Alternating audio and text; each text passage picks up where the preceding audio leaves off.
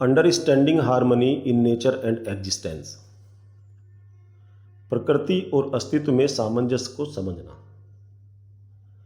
Whole existence as coexistence. सह अस्तित्व के रूप में संपूर्ण अस्तित्व। ये चीज़ें आज देखेंगे क्या है। Nature is the collection of units, air, water, trees, animals, human beings, metals, moon, sun, star etcetera, all are units in nature. प्रकृति इकाइयों का एक संग्रह है। वायु, जल, वृक्ष, पशु, मनुष्य, धातु, चंद्रमा, सूर्य, तारे आदि सभी प्रकृति की इकाई हैं। All these units can be divided into 4 orders. इन सभी इकाइयों को 4 क्रमों में विभाजित किया जा सकता है। पहला है फिजिकल ऑर्डर या पदार्थ क्रम या पदार्थावस्था। दूसरा है प्राणिक ऑर्डर, प्राणिक क्रम या प्राणावस्था। तीसरा है एनिमल ऑर्डर, पशु क्रम या जीवावस्था। चौथा है ह्यूमन ऑर्डर, मानव क्रम या ज्ञानावस्था। इन 4 क्रमों में प्रकृति की सभी इकाइयों को बांटा जा सकता है। अब इन 4 क्रमों में जो यूनिट्स हैं उनके बारे में समझते हैं।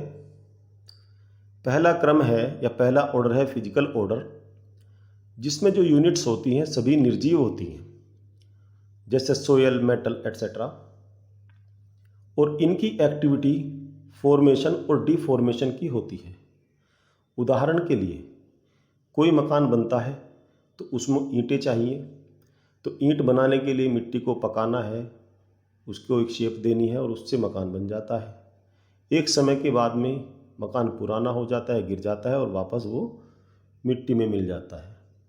तो इस तरह प्रकृति में जो फिजिकल ऑर्डर की यूनिट्स है उनका फॉर्मेशन होता है और एक समय के बाद में डिफॉर्मेशन होता है। इनकी इन्नेटनेस क्या है? इन्नेटनेस, जितनी भी चीज़ें प्रकृति में फिजिकल ऑर्डर की है सबकी इन्नेटनेस है एग्जिस्टेंस, अस्तित्व में होना। यानी कि कोई भी यूनिट ख़त्म नहीं की जा सकती, उसको एक फॉर्म से दूसरी फॉर्म में बदला जा सकता है, जैसे कि अभी हमने समझा। अब इनका इनहेरिटेंस क्या है? इनका इनहेरिटेंस कॉन्स्टिट्यूशन बेस्ड होता है। हर फिजिकल ऑर्डर की यूनिट का एक कंपोजिशन होता है। जैसे लोहे का एक अपना कंपोजिशन है, उसी से आपने स्टील बना दी तो उसका कंपोजिशन चेंज हो जाएगा। तांबे का अपना कंपोजिशन है, तो इस तरह से ब्रास का अपना कंपोजिशन है। तो इस प्रकार से हर यूनिट का एक कंपोजिशन है और कंपोजिशन के आधार पर भी वो यूनिट के वो कैरेक्टर रहते हैं। तो ये इसका इनहेरिटेंस हुआ। अब प्राणिक ऑर्डर की बात अगर करें तो प्राणिक ऑर्डर में क्या क्या चीज़ें आती हैं? Plants, trees, herbs, shrubs, plants, trees, ये सभी प्राणिक ऑर्डर में आती हैं। इनकी एक्टिविटी क्या है? Formation, deformation. फॉर्म भी होती है और डिफॉर्म भी होती है। सीड से पूरा प्लांट बनता है और बाद में डिफॉर्म हो जाता है, डिकम्पोजिशन हो जाता है। साथ साथ नर्चर एंड वर्सन, इनमें पोषण की भी एक क्षमता होती है। पोषण से उसकी वृद्धि होती है, वृद्धि के बाद में धीरे धीरे डेथ होती है, तो वर्सन भी होता है। इन्नेटनेस क्या है? एग्जिस्टेंस तो है ही, जो फिजिकल ऑर्डर की इन्नेटनेस है वो इसमें भी है। साथ साथ ग्रोथ, प्राणिक ऑर्डर की किसी भी यूनिट में ग्रोथ रहेगी। ग्रोथ को उससे अलग नहीं किया जा सकता जब तक कि वो प्राणिक ऑर्डर का पार्ट है। अगर आपने एक प्लांट को काट दिया तो तब वो प्राणिक ऑर्डर का पार्ट नहीं रहेगा, तब वो फिजिकल ऑर्डर का पार्ट हो जाएगा और उसकी ग्रोथ रुक जाएगी। इनहेरिटेंस किस तरह से होती है? Seed based. इनके सीड होते हैं, उन सीड से फिर से प्लांट बनता है। तो इस तरह इनहेरिट होते चले जाते हैं पीढ़ी दर पीढ़ी। एनिमल के अंदर सभी एनिमल्स आते हैं, जिसमें फिश भी है, बर्ड्स भी है, दूसरे एनिमल्स भी है। ये सभी एनिमल ऑर्डर में आते हैं। इनकी एक्टिविटी क्या है? जो पहले 2 क्रम की एक्टिविटी है वो तो है ही, फॉर्मेशन, डिफॉर्मेशन भी है, नर्चर, वर्सन भी है। परंतु एनिमल ऑर्डर में एक चीज़ और जुड़ जाती है, वो है सेल्फ या आई। आई के अंदर सेलेक्टिंग टेस्टिंग की एक सेंस और आ जाती है, एक एक्टिविटी और आ जाती है। जो एनिमल्स होते हैं वो चीज़ों को सेलेक्ट करते हैं, उनके टेस्ट करते हैं और उसको यूज़ करते हैं। तो ये इनकी एक्टिविटी हो गई। इन्नेटनेस क्या है? इन्नेटनेस भी ऊपर से ही इनहेरिट होती आ रही है। एग्जिस्टेंस होगी प्लस ग्रोथ भी होगी, ये बॉडी के अंदर होगी। साथ साथ विल टू लिव इन आई, क्योंकि इनके अंदर आई भी है, सेल्फ भी है, तो उसके अंदर जीने की इच्छा ये भी उसके अंदर आ जाती है। और इसका इनहेरिटेंस किस आधार पर होता है? Breed based. हर ब्रीड से वो ब्रीड आगे बढ़ती रहती है। जैसे गाय से गाय की ब्रीड बनेगी, और आप देखेंगे किसी शेर से शेर की ब्रीड बनेगी, पक्षियों से पक्षियों की ब्रीड आगे बढ़ेगी, तो उनका जो है इनहेरिटेंस ब्रीड बेस्ड होता है। ह्यूमन ऑर्डर की बात करें, उसमें ह्यूमन बीइंग्स आते हैं। ह्यूमन बीइंग की एक्टिविटी क्या है? सभी formation, deformation, nurture, worsen in I, in body, ये आ गए एनिमल ऑर्डर से। इमेजिंग, एनालाइजिंग, इमेजिनेशन करना, एनालिसिस करना, ये इनके अंदर है। सेलेक्टिंग, टेस्टिंग इन सेल्फ, ये एनिमल ऑर्डर से इनहेरिट करके आ जाती है। तो ह्यूमन ऑर्डर की एक्टिविटी क्या हो गई? Formation, deformation, nurture, worsen in body, और imaging, analysing, selecting and tasting in I. साथ साथ इनके अंदर पोटेंशियल फॉर राइट अंडरस्टैंडिंग भी होता है। ह्यूमन ऑर्डर में सही गलत की पहचान करने का एक पोटेंशियल है। इन्नेटनेस क्या है? Existence plus growth in body. Human होगा तो उसका एग्जिस्टेंस भी होगा, उसमें ग्रोथ भी होगी उसकी बॉडी में। Will to live with happiness in I, human की सेल्फ के अंदर हैप्पीनेस के साथ जीने की इच्छा है, तो ये भी इसकी इन्नेटनेस है। राइट अंडरस्टैंडिंग इसके अंदर आ जाती है, राइट फीलिंग आ जाती है, और ये दोनों चीज़ें होंगी तो हैप्पीनेस को भी इंश्योर किया जा सकता है। तो ये इन्नेटनेस ह्यूमन ऑर्डर की है। ह्यूमन ऑर्डर की ये इन्नेटनेस या ह्यूमन ऑर्डर की ये चीज़ें कैसे इनहेरिट हो सकती है? एजुकेशन और संस्कार के आधार पर। एजुकेशन संस्कार बेस्ड है। हम अगर एजुकेशन संस्कार सही होगा तो हमारी राइट अंडरस्टैंडिंग होगी, राइट फीलिंग भी होगी, तभी हम हैप्पीनेस को इंश्योर कर सकते हैं, तभी हम बाकी ऑर्डर्स के साथ भी कोऑर्डिनेशन को इंश्योर कर सकते हैं। तो 4 ऑर्डर में कौन कौन सी यूनिट्स होती हैं, उनकी क्या एक्टिविटी होती है, उनकी क्या इन्नेटनेस होती है, और किस प्रकार से इनहेरिट किया जा सकता है, ये चीज़ें हमने देख ली हैं। Interconnected and mutual fulfilment among the 4 orders, चारों क्रमों के बीच परस्पर जुड़ाव और पारस्परिक पूर्ति। चारों क्रमों में परस्पर जुड़ाव होता है। All the 4 orders are interconnected and interdependent, सभी चारों क्रम परस्पर जुड़े हुए और एक दूसरे पर आश्रित हैं। Physical order includes non-living things as air, water, mineral and so on. It provides mineral and water to plants and animals.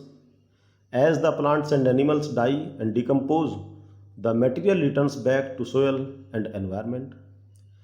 भौतिक क्रम में निर्जीव चीज़ें जैसे हवा, पानी, खनिज आदि शामिल हैं।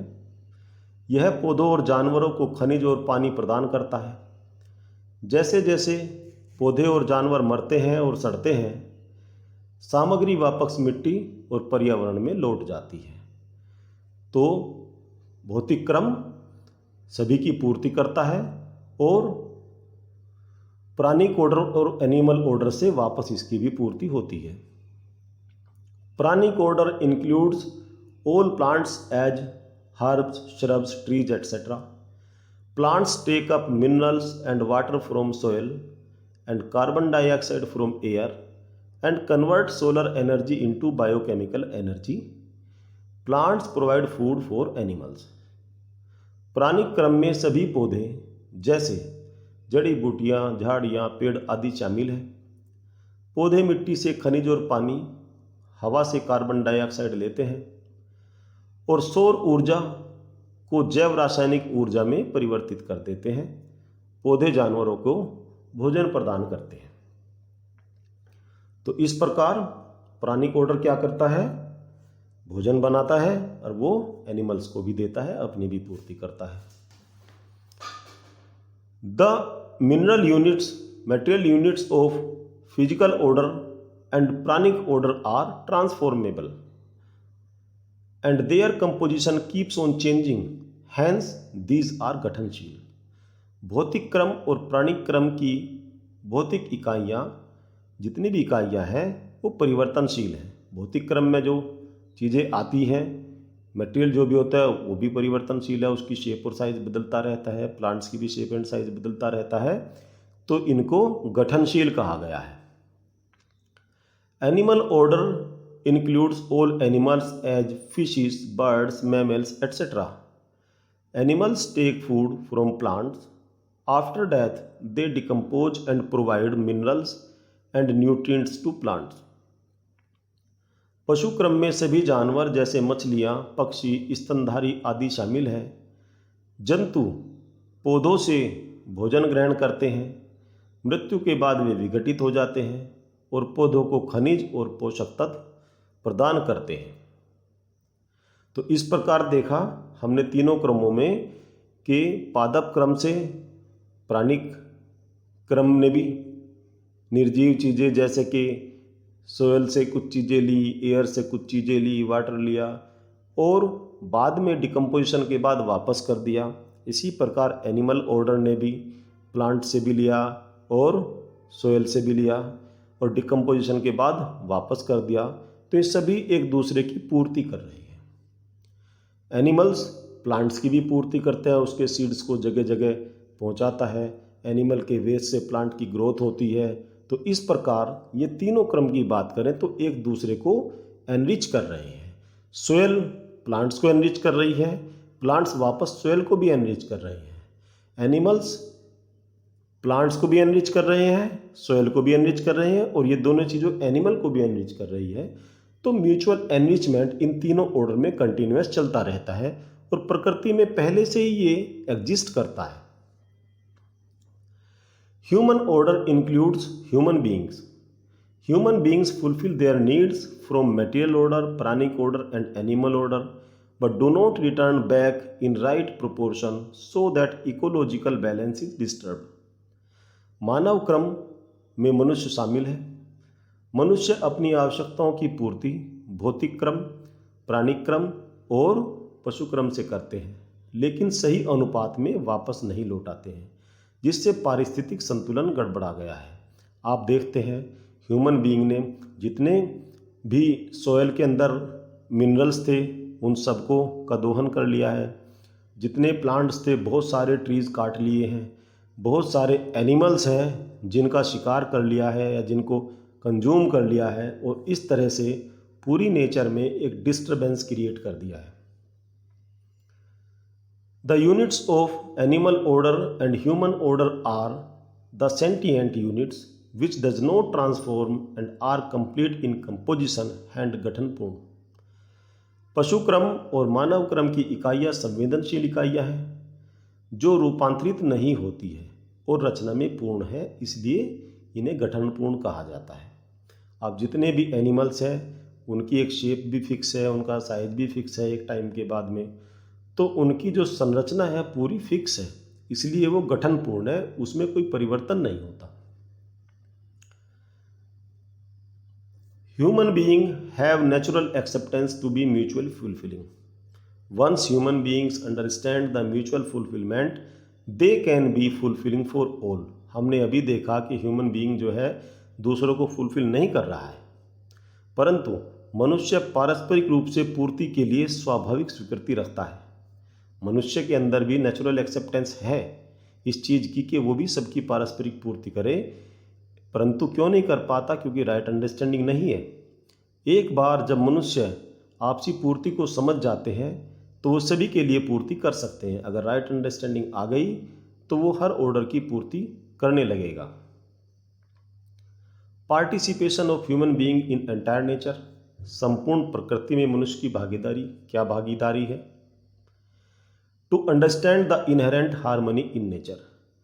प्रकृति में निहित सामंजस्य को समझना। मनुष्य को समझना चाहिए कि प्रकृति में ऑलरेडी बैलेंस है, ऑलरेडी हार्मनी है, इसको केवल समझना है, डिस्टर्ब नहीं करना। हमें उसमें कुछ करने की आवश्यकता नहीं है, वो अपने आप ही है। प्रकृति में सारी साइकिल्स अपने आप एक दूसरी चीज़ों को बैलेंस करती रहती है, लेकिन जब ह्यूमन इंटरफेयर करता है तो वो बैलेंस गड़बड़ा जाता है। तो हमें समझना है कि नेचर में ऑलरेडी हार्मनी एग्जिस्ट करती है। To facilitate the innateness of all orders, सभी कर्मों की सहजता को बनाए रखना। हमें ये समझना है कि भाई जितने भी ऑर्डर्स हैं उनकी जो इनेटनेस है उसको हम डिस्टर्ब ना करें, उसको बने रहने दें, और हम उसमें कुछ कंट्रीब्यूट कर सकते हो तो वो कर दें। To ensure inherent of all orders, सभी कर्मों की विरासत को सुनिश्चित करना। जितने भी क्रम हैं उनमें जो जो चीज़ें हैं, जो जो उनकी यूनिट्स हैं, उनकी विरासत को सुनिश्चित करना, मतलब वो जनरेशन टू जनरेशन आगे बढ़ती रहे, ऐसी व्यवस्था करना। ये भागीदारी ह्यूमन बीइंग की हो सकती है, और यही भागीदारी ह्यूमन बीइंग की नेचर के जितने भी क्रम हैं सबके साथ होनी चाहिए। Human participation for mutual fulfilment of all four orders, चारों कर्मों की पारस्परिक पूर्ति के लिए मानवीय भागीदारी क्या हो सकती है। फिजिकल ऑर्डर के लिए क्या भागीदारी हो सकती है या क्या भागीदारी होनी चाहिए। Facilitate its existence by ensuring conducive environment and maintaining ensuring its composition, for example constitution of earth. भौतिक क्रम के लिए क्या भागीदारी हो सकती है। अनुकूल वातावरण सुनिश्चित करके इसकी संरचना को बनाए रखने, सुनिश्चित रखने के द्वारा इसके अस्तित्व को सुगम बनाना। जो अस्तित्व ऑलरेडी है फिजिकल ऑर्डर का, उसके साथ ज़्यादा छेड़छाड़ ना करना, उसको ऐसे ही बने रहने देना।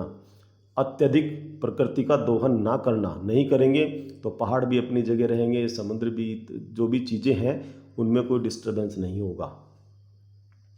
प्राणिक ऑर्डर के साथ क्या भागीदारी होनी चाहिए। Facilitate it's growth by ensuring conducive environment and maintaining ensuring it's seeds, preserving biodiversity.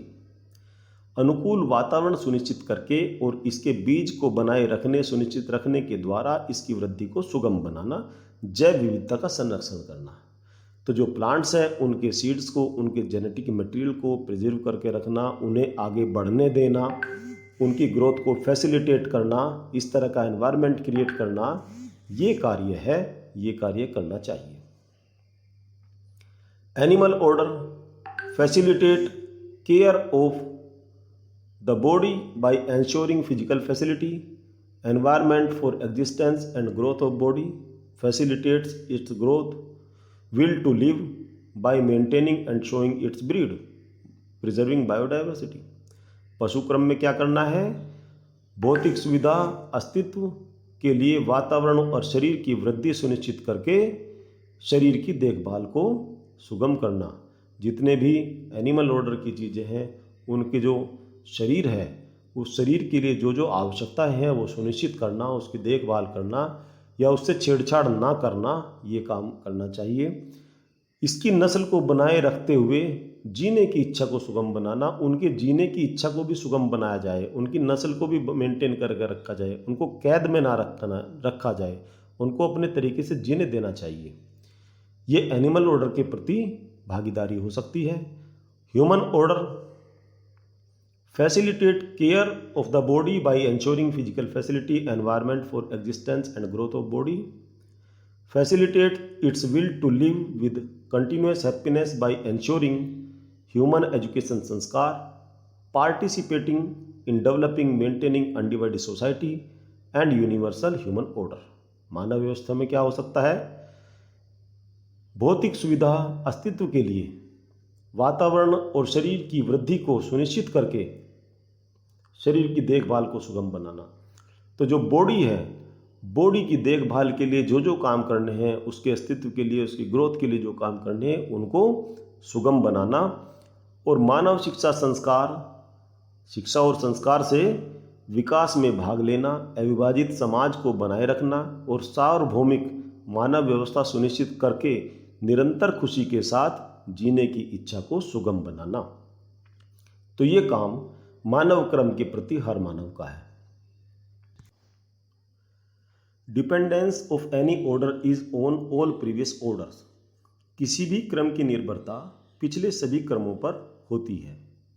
जैसे प्राणिक order is dependent on physical order, animal order is dependent on प्राणिक order and physical order, human order depends on animal order, प्राणिक order as well as physical order. तो प्राणिक क्रम भौतिक क्रम पर निर्भर है, पशु क्रम प्राणिक क्रम और भौतिक क्रम दोनों पर निर्भर है, मानव क्रम पशु क्रम प्राणी क्रम के साथ साथ भौतिक क्रम पर निर्भर करता है। Nature is organised in such a manner that the physical facility required for any order is available in abundance. प्रकृति इस प्रकार व्यवस्थित है कि किसी भी क्रम के लिए आवश्यक भौतिक सुविधाएं प्रचुर मात्रा में उपलब्ध हैं। अगर हम क्वांटिटी की बात करें यूनिट्स की, तो फिजिकल ऑर्डर की क्वांटिटी नेचर प्राणिक ऑर्डर से ज़्यादा है, प्राणिक ऑर्डर की क्वांटिटी एनिमल ऑर्डर से ज़्यादा है, एनिमल ऑर्डर की क्वांटिटी ह्यूमन ऑर्डर से ज़्यादा है। तो जो डिपेंडेंट है जो ऑर्डर जिस पर, उसकी क्वांटिटी काफ़ी मात्रा में है। भौतिक क्रम प्राणिक क्रम और पशु क्रम और मानव क्रम चारों क्रमों को अगर देखें तो सबसे कम क्वांटिटी मानव क्रम की, उससे ज़्यादा है पशु क्रम की, उससे ज़्यादा है प्राणिक क्रम की और उससे ज़्यादा भौतिक क्रम की क्वांटिटी है। तो पहले ही प्रचुर मात्रा में सारी चीज़ें हैं। The first three orders are mutually fulfilling for each other, they are fulfilling for human being also. पहले तीन क्रम परस्पर एक दूसरे की पूर्ति कर रहे हैं, हमने देखा ही है, वे मनुष्य की भी पूर्ति कर रहे हैं। It is naturally acceptable to human being to be fulfilling for all the orders. सभी कर्मों के लिए पूर्ति करना मनुष्य के लिए स्वाभाविक रूप से स्वीकार्य है। मनुष्य की भी जो नेचुरल एक्सेप्टेंस है वो सभी कर्मों की पूर्ति करना है। But due to indefinite conduct, without knowing जो कंडक्ट करता है, due to indefinite conduct he is living on assumptions which is the source of problems. The definite conduct of human being can be ensured by knowing and right understanding through education and संस्कार। लेकिन अनिश्चित आचरण के कारण हम जो अनिश्चित आचरण करते हैं, बिना ज्ञान के आचरण करते हैं, बिना जाने आचरण करते हैं, वह उन मान्यताओं पर जी रहा है जो समस्याओं का स्रोत है। हम एजम्पशंस पे जी रहे हैं कि पैसा ही सब कुछ है, फिजिकल फैसिलिटीज़ ही सब कुछ है, इस तरह के एजम्पशन पे जी रहे हैं जो सभी समस्याओं का स्रोत है। शिक्षा और संस्कार के माध्यम से जानने और सही समझ से मनुष्य का निश्चित आचरण सुनिश्चित किया जा सकता है। यदि एजुकेशन संस्कार होगा तो मनुष्य का आचरण निश्चित किया जा सकता है और वो सभी कर्मों की पूर्ति कर सकता है। The role of human being is to realize this mutual fulfillment. For this, all that human being need to do. मनुष्य की भूमिका इस पारस्परिक पूर्ति को साकार करना है। जो पारस्परिक पूर्ति चारों कर्मों में होनी चाहिए उसे साकार करना है, ये मनुष्य की भूमिका है, ये मनुष्य को करना चाहिए। इसके लिए मनुष्य को कितना करना है, क्या करना है? बस to understand that mutual fulfilment या harmony is inherent in nature. We do not have to create it to live accordingly. Then the mutual fulfillment among the four orders will be realized. हमें यह समझना चाहिए, मनुष्य को समझना है कि आपसी पूर्ति या सद्भाव प्रकृति में अंतर्निहित है, प्रकृति में पहले से ही हार्मनी बनी हुई है। हमें इसे बनाने की आवश्यकता नहीं है, बस हमें क्या करना है, इसके साथ छेड़छाड़ नहीं करनी। तद अनुसार जीना, यानी कि जो हमारी अंडरस्टैंडिंग अगर बन गई है उसके अनुसार जीना, तब चार कर्मों के बीच आपसी पूर्ति साकार होगी। अगर हम इस चीज़ को समझ लें और उसके अनुसार जिए और उसके साथ ज़्यादा छेड़छाड़ ना करें, उसकी पूर्ति करें, तो चारों कर्मों के बीच आपसी पूर्ति संभव है। Completion of right understanding in human being is called क्रियापूर्णता and ability to live with complete understanding is called आचरण पूर्णता। मनुष्य में सही समझ की पूर्णता क्रिया पूर्णता कहलाती है और पूरी समझ के साथ जीने की क्षमता को आचरण पूर्णता कहते हैं। यदि हमारे अंदर ये सारी समझ विकसित हो गई तो उसे कहेंगे क्रिया पूर्णता, और अगर हमने उसके अनुसार जीना भी शुरू कर दिया तो इसको कहेंगे आचरण पूर्णता। अब हम समझते हैं अंडरस्टैंडिंग एग्जिस्टेंस एज को existence of mutually interacting units in all pervasive space. सर्वव्यापक अंतरिक्ष में परस्पर क्रिया करने वाली इकाइयों के अस्तित्व को सह अस्तित्व के रूप में समझना। Existence, there are two kinds of realities in existence, या अस्तित्व की अगर बात करें तो अस्तित्व में दो प्रकार की वास्तविकताएं होती हैं। कौन सी होती है? सबसे पहली है units, something that is limited in size, for example atoms, molecules, plants, animals, human being etcetera. इकाइयाँ किसे कहते हैं? कुछ ऐसा जो आकार में सीमित हो, जैसे परमाणु, अणु, पौधे, जानवर आदि, जिनका आकार सीमित है, उसको हम यूनिट कहते हैं। तो एग्जिस्टेंस में एक तो यूनिट्स होती है और दूसरी चीज़ क्या है? Space. We can't touch it as a unit but it exist everywhere, we can just see through it. अंतरिक्ष क्या है या स्पेस क्या है? हम इसे एक इकाई के रूप में स्पर्श नहीं कर सकते, ये यूनिट नहीं है, इसको हम टच नहीं कर सकते, लेकिन ये हर जगह मौजूद है, हम बस इसके माध्यम से देख सकते हैं। हम जो भी चीज़ देखते हैं इसके माध्यम से ही देखते हैं। The units exist in space and between every two units there is a space. We can say that existence equal to units in space और नेचर इन स्पेस। इकाइयाँ अंतरिक्ष में मौजूद होती, इकाइयाँ कहाँ हैं? यूनिट्स कहाँ हैं? स्पेस के अंदर है, और हर दो इकाइयों के बीच में एक स्पेस होता है। तो हम कह सकते हैं कि अस्तित्व इक्वल टू अंतरिक्ष में इकाइयाँ या अंतरिक्ष में प्रकृति। सो एग्जिस्टेंस इज एक्चुअली को एग्जिस्टेंस, इसलिए जिसे हम अस्तित्व कहते हैं वास्तव में वो सह अस्तित्व है। किसके साथ है? यूनिट के साथ। यूनिट का अस्तित्व स्पेस के साथ, स्पेस में है, तो अस्तित्व क्या है? सह अस्तित्व।